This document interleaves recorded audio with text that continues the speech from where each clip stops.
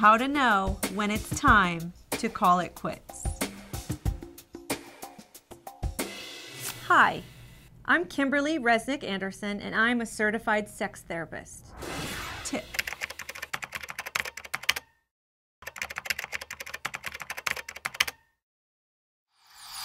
Couples agonize over when to call it quits. Here's the interesting thing.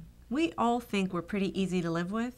We like to think about how annoying our partners are, but do we take the time to look in the mirror and think, am I a picnic to be around? Everyone has their own value system, and only you can determine what your non-negotiable deal breakers are. For some, it's very clear. For others, it's much more gray. The longer I do this and the older I get, the more respect I have for gray. A common question is whether or not couples should stay together for the kids. My own bias on this is that you're not doing your kids any favor by modeling a relationship that's resentful and full of contempt. Parents think that they're subtle.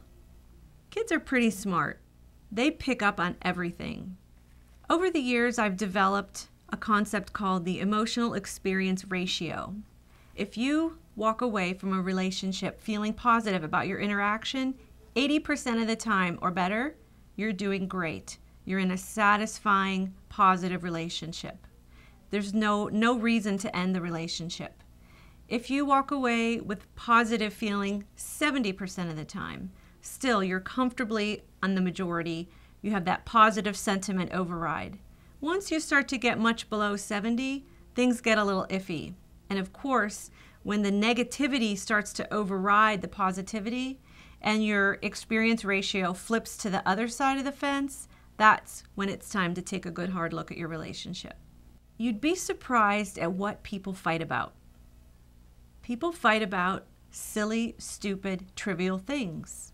What I help them do is get to the underlying root, the true underlying cause of what they're fighting about. It isn't the toothpaste. It isn't the toilet seat.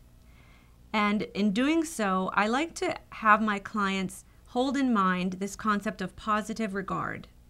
And positive regard literally means I regard you positively. I have goodwill towards you. I'm happy to make you happy. I'm motivated to please you. And if you make a conscious effort to have positive regard for your partner, you won't believe the results. Did you know that for every one negative comment, you need 7 positive comments just to get back to 0? Think of it as a savings account. You make deposits and you make withdrawals. For every withdrawal, you need to make 7 deposits just to get back to 0. Just little things. Let them know they look nice. Let them know you appreciate them. And be aware of that savings account and whether you're making more deposits or more withdrawals. What's your sexual story and how does it hold you back?